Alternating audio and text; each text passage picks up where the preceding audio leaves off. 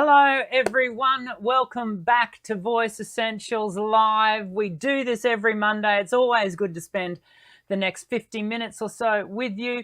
I hope you're having or have had a great weekend. I always get to saying that and I really never know what to say because, for example, we've got Linda, who is our moderator. She's in Hobart. She's on the same time frame as I see Beck Axe, a good friend of mine from down in Victoria. She's also, on the same time frame as me. But of course, so many others of you. For example, Scuba Girl TL. Scuba Girl is one of my private students. She's in the US, so I know that Scuba Girl is still in her. Oh, hello. Hang on a second. We've got problems with our.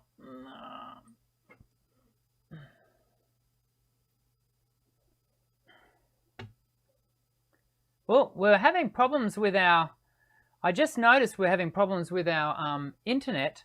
So I'm just going to make sure that I'm going to keep going. I think we're good, but we had a moment there. As you might recall, a few weeks back, we had significant issues with the internet. So I get very nervy.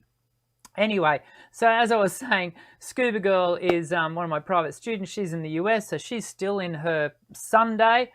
Aren't you, Scuba Girl? So, okay, I think we've saved it. I hope we've saved it. Yeah, I'm looking up at my internet. It's fallen over.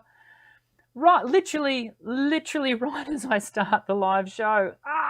NBN, Australia's NBN. What are you doing to me? Okay. Oh, dear. Never go live, they say. Everything and anything can go wrong. Okay, I think we'll be right now. I'm hotspotting. And now it's showing me that I'm still having issues. Come on, behave. Okay, so I'm going to soldier on, and worst comes to worst, it's got bad internet, bad robot. I think we're going to get done for today. I think that's going to be a problem.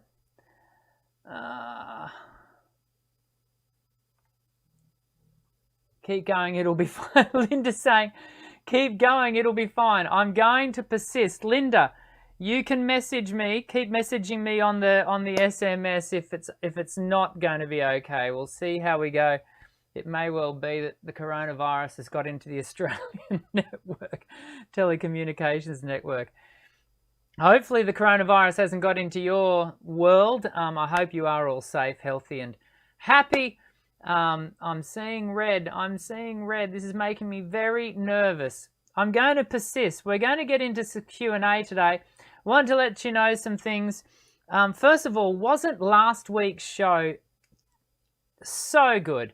If you missed last week's show with Dr. Georgina Harris, then I want to encourage you to go and watch it. It was she's an otolaryngologist with a fellowship in laryngology, and it was just such a good show, and she gave us so much insight into her process and what she does with singers, and it was fabulous. Make sure you go and check out last week's live show.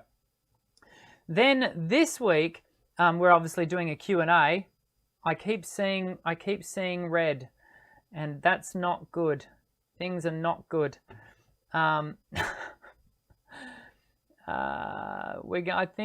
This is not going well, everyone. I do apologize. There's not a lot that I can do about it. What I'm going to do is try and go back to here. Let's see if I can. The internet seems to be back up and running. So perhaps if we go back to that, will that work? Video and audio match again from Scuba Girl. Let's see if that will work for us. I've switched back over to my Ethernet instead of hot spotting. Okay, I'm just going to get on with things. So this week we're going to do a Q&A. Next week we are going to do, I've got a special guest coming on the show again, Dr. Shannon Coates from Canada. Many of you have enjoyed having her on the show before. She's fabulous. Next week we're going to talk about kind of the state of play around singing teaching. Now, the show is called Formant-Free Pedagogy. It will be an interesting show because I think we're going to be able to talk through some of the interesting developments in the world of teaching singing. You might go, well, that sounds all very boring. Well, it is and it is and it isn't. You know, I can assure you that the way voice teaching seems to be going, or some of the latest stuff that's happening, it has a direct bearing on us as a community and how we interact and develop as singers. And Shannon's got some very interesting things to say about that I think you're going to find really interesting. Otherwise, we wouldn't talk about it on the show. So make sure you jump into that. Yeah, that'll be next week. And then the week after that, we'll do another Q&A. We've got so many fabulous guests coming up in what is the fourth quarter for Australia, but what will be the second quarter for the Northern Hemisphere through till Christmas. So make sure you subscribe. Make sure you hit the white bell icon for the channel, and just make sure that you receive those notifications about the show going live every week. A week and a half ago, you may, if you already subscribed to the channel, you might have seen some notifications come through for some videos, some testimonial videos that I've had done up here on the show recently for the channel and for my business, etc. And I wanted to show one of them to you today. And the reason I want to do that is because on this video, there are so many people from the community here at Voice Essentials in the video. So I thought it would be super fun to show you the video and also, you know, hear from them on, you know, how what their experience has been in the Voice Essentials online course. But mostly I'm showing it to you because I want you to see and hear from so many of the people that we know. And then immediately after that, we are going to come back and we've already got questions lining up, and so we're going to talk to those. After such a bumpy start, let's get into showing you the video, and then we're going to do our Q&A. I've been singing for quite a few years. I've had a nice voice, but I've wanted more. I've been a rock vocalist now for the last 6 years for a band here in Dublin. I felt at the time I needed a new direction in my vocals. I thought that technically I wasn't as good as I should have been. I've spent a lot of time listening to my voice, and I've never been especially happy with it. I thought I had an okay voice on a good day. I was getting hoarse after gigs. I wasn't sure if I was being loud enough. I've always wanted to explore how to sing and to find out if I could. G'day, my name is Dr. Dan and I'm a contemporary singing voice specialist. For 20 plus years, I've been successfully teaching singers and helping absolute beginners through to seasoned professionals to realise the full potential of their singing voice. But I wanted to help even more people achieve their singing and performance goals. So I decided to design an online singing course that would mould itself to the individual and guide the learner along a pathway of vocal development. The Voice Essentials online course journey is a reliable, evidence-based and research-supported learning process that will see you achieve practical results, and you'll be glad to know it's also a lot of fun. Even better, you don't need to travel the Voice Essentials journey alone. Voice Essentials is not just a course. Voice Essentials is a global community of singers who together passionately pursue their vocal craft. My name is Roger Martin. I'm 62 years old and I live in the panhandle of Texas. This is Arthur from Sydney. My name is James Kennedy. I'm 48 years old. I've played the guitar in bands since I was a teenager. My name is Dave Cullen. I'm 31 years old and I'm from Dublin, Ireland. My name is Kathy Snyder. I'm 60 years old and I live in Canada. I started looking at online courses, and after looking and sampling several, I went with Dr. Dan. I then went through the Voice Essentials 1 course, which really helped me to understand how my voice works and how it can be trained like any other instrument. From the very first lesson, I began to learn about my voice, why it does what it does. And I began to learn exercises that focus on specific areas. It has showed me a lot of different techniques, and then more importantly, why the techniques are necessary. I found it was very useful to develop the various aspects of my voice in terms of range, dynamics, strength, and ultimately giving my voice greater confidence. My pitch has improved, my range has increased, my tone is fuller, my voice is beginning to flow with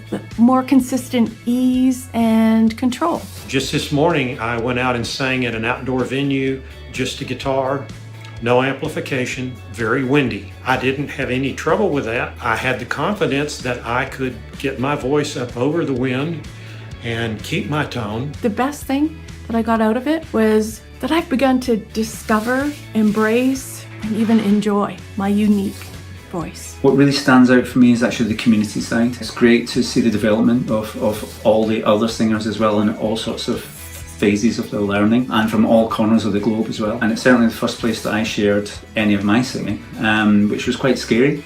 But the group is extremely warm and welcoming, and the feedback's always positive and helpful. It's only bared unbelievable fruits ever since, and there's been a lot of great things that I've been trying in the course, from simultaneous onsets to lip rolls. I'm still getting the tongue trills right. I'm not an expert with that yet, but more importantly, it's given me a purpose now. I've completed the course now, but now the purpose is to continue on with the exercises until I feel comfortable enough to progress to the Voice Essentials 2 course, which I intend to do soon. He's upbeat, he's clear, he's enthusiastic. That makes it easy to learn the material and do the work. It has proven to be the best investment. My encouragement to you is, if you want to sing better, that it's never too late to start, and that the amount of improvement that you can see in 3 to 6 months is truly astounding. So Dr. Dan, you're a legend. Your course has been awesome. I can't recommend it enough. Yeah, this is more. Just try it and you will see what I mean.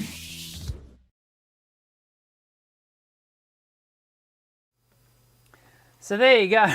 Now, you're probably all screaming at me when that video first started, because I realized that I hadn't really adjusted the volume. So apologies if I blew your heads off if you were wearing earphones. I did sort of put that into the mix very last minute. So anywho, it's probably just in keeping with the rest of the way the show started today.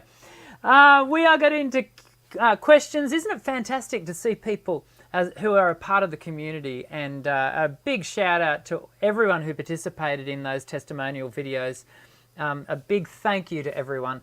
I was super humbled and really chuffed by some of the feedback that those individuals gave. And if you've been thinking about participating, enrolling in the Voice Essentials online course, then I really encourage you to do so. It is helping so many people from across the globe to really improve their voice. And in fact, even today, this morning, I added some extra things in there for people who are absolute beginners. And I've put in a couple of kind of optional extras, if you like, 3 files that I've really slowed the tracks even further down to help people who are really struggling with some of the pace. And so if you've looked at it before and you think, oh, I just don't... Red again. Why has it gone red again? I don't know why you keep doing that, Mr. Computer. Okay, we're going to get in. We're going to answer your questions, and hopefully it doesn't keep spitting red icons at me to tell me that I've got bad connection.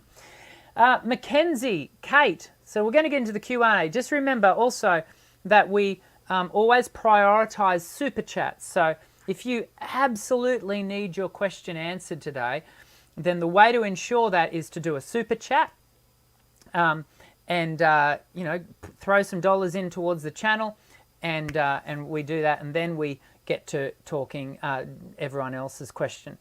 Mackenzie Kate, well, she was really quick off the mark today. She's asked, it might not be she, my apologies, it's the word Kate. It's the name Kate that's caused me to go she, but it may be a he. What should I do about Pot's vocal cord dysfunction as a singer? I can barely sing one song without pain and strain, and singing makes me extra dizzy as a result of having POTS. Should I see a laryngologist about this, or just my POTS neurologist specialist? And Mackenzie, this is one of those times where I have to say to you, I don't know a lot about POTS. And in fact, you've given me some homework there, haven't you? I'm going to have to learn a bit more about what that is. And so my direction to you would be to have you go back to a laryngologist or talk more about it with your neurologist. It's not something that I've ever worked with, to my memory, with someone before. But I can just make a point about the fact that it is, you should never, singing with pain and strain over one song should never be the case, of course. And we would always go looking to, I've just been told Mackenzie's female. Okay, cool. You know, we should always go looking for strategies, even when we're having to strategize around a voice that that may have a history of vocal damage. It may have recently been operated on, or we're always looking for the implementation of skills and techniques that really develop the voice towards no strain and no pain. And so that would certainly be what I'd be aiming for. But as far as speaking specifically to POTS, I cannot. I'm afraid. Oh, thank you, Linda. Linda's telling me what it is. It's postural orthostatic tachycardia syndrome. So that makes it even more complex. Complex. I will have to look that up and find out. I think it has something to do with, you know, being dizzy from standing up, or it causes some dizziness in you standing up. Anywho, I don't know. Remember, here on the channel, I'm always very open to saying I don't know. I am not a walking encyclopedia when it comes to voice. I've gathered, you know, information over the years and have, you know, ready to go stuff at the front of my mind more often than not. But this is one of those times when I don't know, so I would have to do some learning around that. I'm sorry I can't help you more, Mackenzie, but it does sound like your neurologist first and foremost might be someone who could then direct you to a laryngologist, who could then direct you to the right path of care for that. Scuba Girl, who I will see in her... No, I won't see tomorrow, which is why she's asking her question today. Any thoughts around recording production software, beginner's studio equipment? Scuba Girl, there are so many questions, so many pieces of software available that you can get into. As far as production software, a lot of professionals use a program called Logic, but equally you can get into a free piece of software called Audacity, and a lot of people, you know, will use programs like Audacity. As far as beginner studio equipment, I think these days people are leaning more towards digital desks and you know, interfacing that with their laptop or their desktop. I don't do that. Admittedly, I've got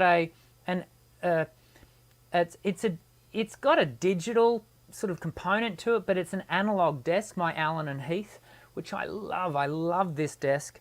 The preamp in it is just so nice for what it is. And it's got onboard effects and what have you.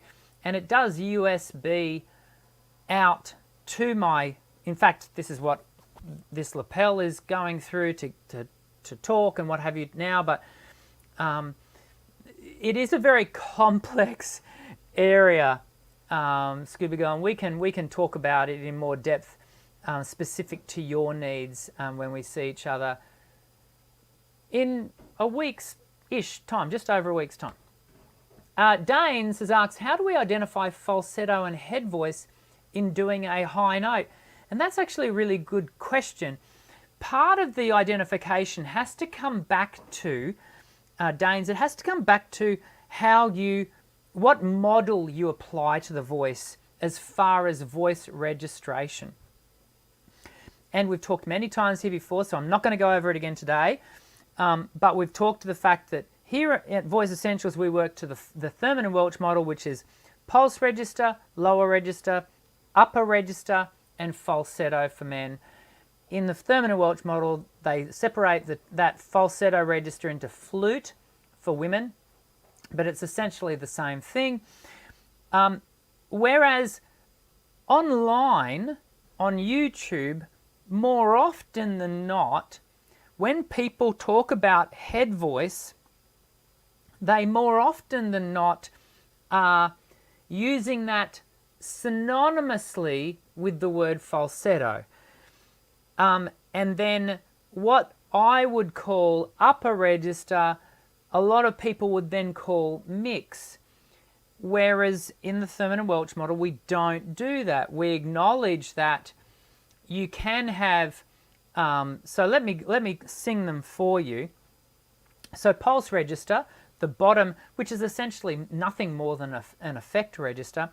You could do that right now. And the vocal folds are just pulsing. They're only just coming together. And then we go up to ya. That's my lower register.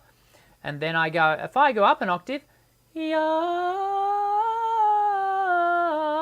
Now I'm in my upper register. And if I go higher than that, ya. Falsetto. As a true tenor, I don't spend a lot of time in falsetto. It's one of the weaker areas of my voice because I don't spend a lot of time in it because my money notes as a professional singer are in taking a short and a dominant lower register sound and withholding the transition all the way through to my falsetto register, but not letting it access falsetto, maintaining the short and a dominance and extending the upper register. So if I was in upper register, it does get a little confusing.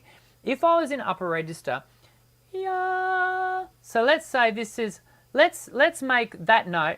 In fact, I'll go a little higher. Yeah. So if I'm there, if we make it a falsetto note. So I'm taking all of the shortened dominance, the thyroarytenoid activity, I've completely disengaged that to leave me with that really light, feathery ya. Now if I place a little bit of weight into it, ya, you can hear there's a little bit more focus, so my voice wants to add a little bit of twang on it, but it's really actually a bit more body. So I've allowed the thyroarytenoid muscles to activate a little, which give the note a little bit more body. Notice it's the same note.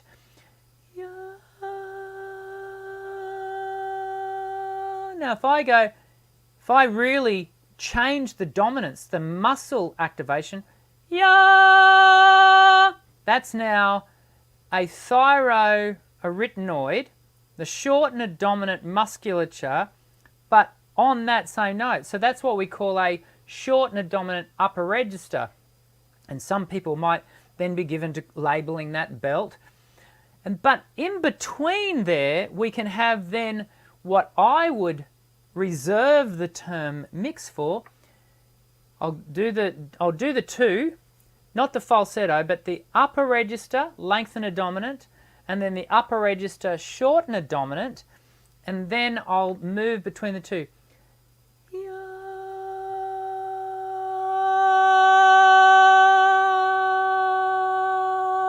So that middle ground would be more of a mix. There might be a better note that I could display that on, but that's the note we chose. And so that's where we're hearing it. And it all comes down to how the musculature is being managed, as well as the acoustic.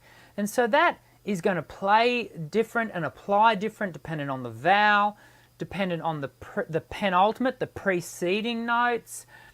That's going to be dependent on the style of singing that you're doing. So many different different things that are going to determine what you choose and how you choose to apply it and all those things. So I hope that answers your question in a really practical kind of way. There is a whole really quite in-depth video on the channel about this subject called Head, Chest and Mix or something like that. Go and check it out if you've got time, Danes. Matthew Magnus, how do I sing high notes without sounding like I'm screaming? Again, that comes kind of, you could hear me, what I was doing there, it all comes down to how you're balancing and coordinating the musculature and applying the right amount of balance and airflow. And we've talked a little bit recently about the difference between PTP, phonatory threshold pressure, as opposed to PTF, which is phonatory threshold flow. And we're always looking to really manage and keep in check our PTP whilst we maintain consistent PTF, really even flow. And so that's where we go looking to be careful. We've gone red on my machine again. If I start to buffer, I apologize, but it does keep coming back. So I don't know what's going on. I do know that there were workmen down the end of my street this morning, so maybe they're playing with it. I don't know. I'm hoping it's coming back. Linda, message me, let me know. Okay. Oh no, here it comes. Okay. I'm so pleased I've got Linda in sitting in support for this show, because half the time it's so good to know what you, the viewer, is seeing, because obviously I don't get to see that. And half the time when I'm worried about what's going on, I've got nothing to be concerned about. Okay, how are we going? Lauren in Japan, or Laurie in Japan, I should say. I have the same question as Danes. How do I know if I'm singing falsetto? Hopefully, Laurie in Japan, I just answered the question for you, I hope. Jeremiah Holloway, do you have any videos about singing with rasp? I do. Jump across to the channel and you can go searching for it. Just be mindful that different people have different, the word rasp will mean different things to different people. And so, if you're thinking the word rasp is meaning vocal distortion, then the video will be a great disappointment to you. But if you're thinking of rasp as being like a disturbed flow of air, where it's hey, hey, and you're getting a real sound, then yes, I do have a video on that, and you can go and find that. I think it literally is how to develop rasp in your singing, or I forget the title. There's over 500 videos on the channel, and I can never remember the exact title of each one. If you will be so kind as to forgive me for that. Ian or Gian, why does my throat feel kind of itchy when I'm singing? It's likely, though I can't definitively say, it's likely to be a muscular constriction.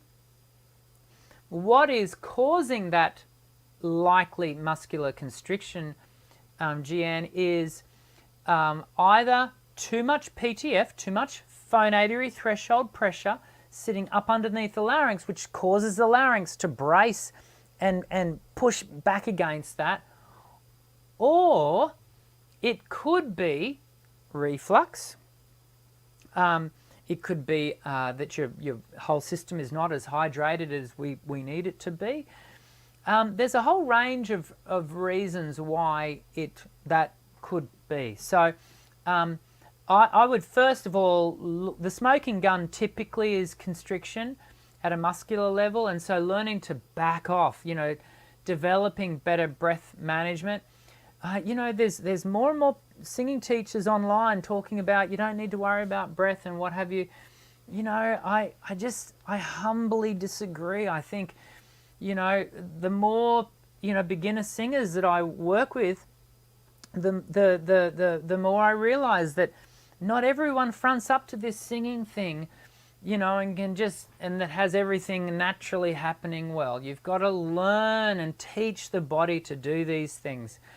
And so, Gian, that's what I'd be encouraging you to do. AFIM, AFIM. I don't know whether that's an acronym or what we're doing there, but AFIM. Hi, Dr. Dan. Would you recommend me singing in a twang style always? No, I wouldn't. It's a great question, though, because I think people fall into the trap, and I have to have this discussion with my private students quite regularly, that because I introduce twang very early on in the Voice Essentials journey, the thought can be, oh, okay, does that mean I've got to have twang in all of my singing? Definitely not. Twang, of course, for those of you who know, twang, we get a clear, focused resonance from twang. But in fact, the biggest benefit of twang is in the fact that it gives us it works on reduced air pressure, and so it's far more sustainable over time. Fatigues the voice at a slower rate. And so I would be encouraging you to think of twang as something that you are going to probably want to have as a go-to quite regularly, but not as an absolute, it must have, you know, it must be there all the time. You might even want to think of it, in a lot of contemporary styles, it would be even helpful to think of it as being a habitual setting without it being overbearing. Like there's twang and there's twang. And so, you know, you might want to think of it as having a sense of, you know, focus and what have you. I've just seen that Jeremiah has thrown us a super chat. Thank you, Jeremiah. All of the money that goes into the super chat gets fed right back into the channel. So thanks for that. Rasp like rock. You're saying, yeah, rasp like rock, Nickelback. That's going to be more almost like a rasp / pressed phonation, which is creating a disturbance. So I think you'll find that the video that I'm referencing you to will be helpful. I don't think we could really think of Nickelback as being fully distorted voice like heavy metal, but nonetheless, I think you'll find the video I'm referencing helpful. Hope you forgive me if you don't. We're going to jump over Matthew's question because he already asked one. Kylie D. Hi, I'm a beginner from singing. Hi, Kylie D. I just want to know why I feel my voice is so low that I can't reach the note of the song. Well, Kylie, Kyle, not Kylie, Kyle. I quickly read these things, and sometimes my quick read is not an accurate read. Apologies, Kyle. So, Kyle, as a beginner, it is not an unusual thing to find that the voice is not yet set up in such a way that gives it the freedom to access higher notes. And so we do have to, as beginner singers, travel a bit of a journey in reworking the muscle coordination and setting the voice up so that it is able to access higher notes more freely. Think of it a bit like if you're building a high rise, then you need to build a very deep foundation. And the foundation in our singing is our technique. It's all those pillars and concrete struts that help to create a support for whatever's built above. And the higher you want to go, and there is an anatomical limit, but in you wanting to access the full anatomical range of your voice, then you've got to really make sure that the mechanics of the voice are set up to do that. Carl, I can quite honestly tell you that the Voice Essentials online course, you can see the link going down the bottom right now, it will help you with these things. It will. It's designed for beginner singers, and it will help you. So if you haven't already enrolled, I'd encourage you to go and check that out. The best of bluegrass. Dr. Dan, I have a session coming in 3 weeks. Cool. Given what we're all going through with COVID, if you've got a session in 3 weeks, then more power to you. That's very cool, because a lot of my professional colleagues, performers and artists, that it's just decimated them. So it's cool that you do. If I were to hit some notes out of my range that I have trouble with, let me read this question again. Dr. Dan, I have a session coming in 3 weeks where I have to hit some notes out of my range that I have trouble with. Is there any exercises you advise so I hit them easier and without a strained tone? Yes, there are. They're mostly all in the Voice Essentials 1 course, and also, they get more advanced the further you're in. So if you get into Voice Essentials 2 and 3, they're getting significantly more advanced. But pretty much the question that you're asking, I kind of just answered with Kyle, is there is no magic wand. We can't just trick the voice. Well, actually, we can trick the voice into doing things, but it won't remember how to do them. In masterclass sessions, if you ever have the opportunity to see a really clever singing teacher work with a singer live, we can trick the voice to do certain things, but it's a bit like, hypnotists. We can psychologically trick certain people. I can't, but you can trick certain people to do certain things under hypnosis. But the moment you spring that person out of that hypnosis, they will firstly not remember, and secondly not be able to do some of the feats that they were doing under hypnosis.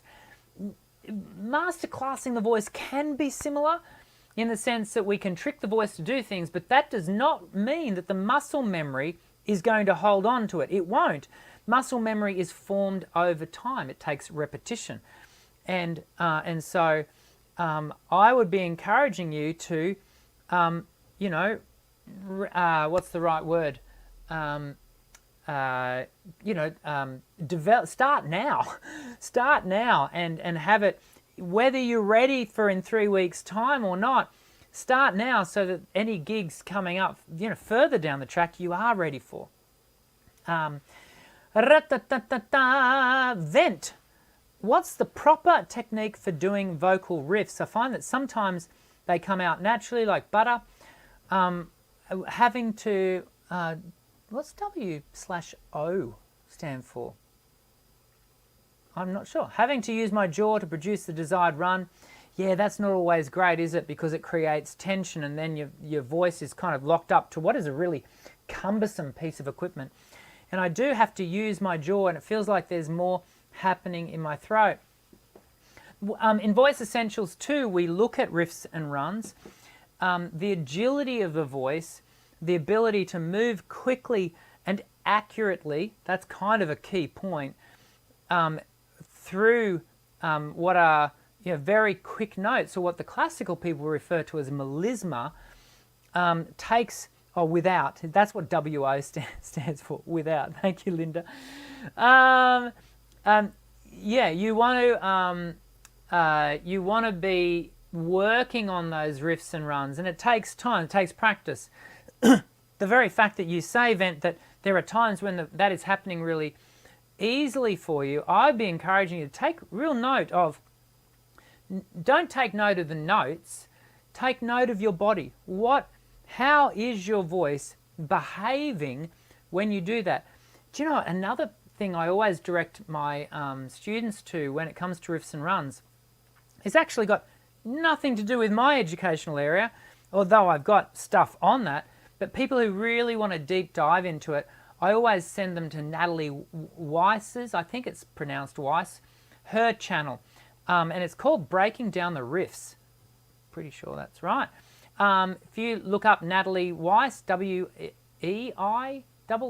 I think, Breaking Down the Riffs, check out her channel, because that channel, it's been a while since I personally went and looked at it, but from memory, and currently would still be the case, she literally does that. And her method is kind of to slow it all down and then speed it all up. But she talks through some really cool things besides that. And that whole really quick contemporary pop-laden melisma is her thing, like super her thing. And I've got I like to consider him a friend, but a distant friend, but he's distant as in I don't get to see him very often, but his name is Tom Cromwell. You can look him up. He's a local guy here in Brisbane, Australia. Actually, he might currently be in the UK. Anywho, look up Tom Cromwell. You can find him on Facebook, I think, and he's regularly putting up just the most gorgeous melismatic singing in a contemporary pop kind of way, but it's all, sort of like that. I was so white when I just did I can own it. It's okay, I can. We're going to do a couple more questions and that's it. If you were thinking to do a super chat, do not do one from this point forward because we're not going to have time to answer it. How do you stop my voice from making a crackling sound when I sing? That comes back, Yosap, that comes back to the constriction point that I made earlier in the show. So, yeah, pay attention, maybe go back and have a rewind about constriction because crackling sound is typically, going to be giving evidence of constriction. If it isn't, sometimes, even when I can help a singer to set their voice up and to be really really well balanced and the crackle persists, we would often then go off to the ENT, the laryngologist, and explore to ensure that there's no pathology, organic pathology that we, can't see, that only the laryngologist can diagnose. So that's probably something to do. I'm going to give the last one to Turquoise Skies. I feel I need to practice with them, but I have no theory training when the different pianists play. I don't know where to come in, and then I close my fists to end the song, and they kept going, so embarrassed. Advice, please. Well, look, if the pianist isn't watching, I don't know how to help, to be honest. That comes down to, live performance. I've often referred to it, it's a team sport. The team, when you've got more than just the singer, when you've got a pianist, a guitarist, a bass player, a drummer, and they're all working together, and this is why rehearsal's so important, is that there is, to have that all work synergetically, together, harmoniously, that takes a lot of practice. And even down to, hand signals and having, the other performers, because they're all equal on the stage, everyone, being in that moment together. Do you know what? It's rumoured, I think this is a true rumour, that Sting, the artist Sting, will have the band that he's going to tour with, maybe for the next 12 months to 2 years, they will all go and kind of live on site for like 3-4 months in rehearsal together. And they eat together, they play together, they play as in play, but play recreationally together. They live life together in preparation for then touring because they want to gel as human beings, more than just musicians, that when they step onto stage, they know each other. And that's when you see some really magic stuff. Sting's one of my favourite all times. And you see some really exciting stuff when you observe, you just know that everyone on stage knows each other and trusts. Probably that's the key word, isn't it? That relationship is building trust and connection, and yeah, they're very exciting gigs to observe, as opposed to just seeing, you know, disparate, separated people on stage kind of just doing their thing, and it kind of is all together. So yeah, there you go. Today's show. Where did the time go? It was half eaten up by the problems I had with my internet, but nonetheless, I hope that's been helpful. We are going to call it a day today, and I'm very much looking forward to having Shannon come onto the show next week. Don't forget to subscribe and hit the white bell icon so that you get the notifications. They come through from YouTube. And you know, again, if you haven't already, enroll in the Voice Essentials online course. There is so much foundational work there that is beneficial not only to absolute beginners, and it is super helpful for absolute beginners, but also if you are a professional singer but you know the area of your voice that lacks is the technical side of things, then this course is for you. I want to encourage you to go and check it out, because I know it will prove to be super helpful for you. We've come to the end of another show. It's always cool to hang out. I'm looking forward to seeing you all again next week, but until then, I hope you all stay safe, stay well, and I'll see you again soon. I'm Dr. Dan. Sing well.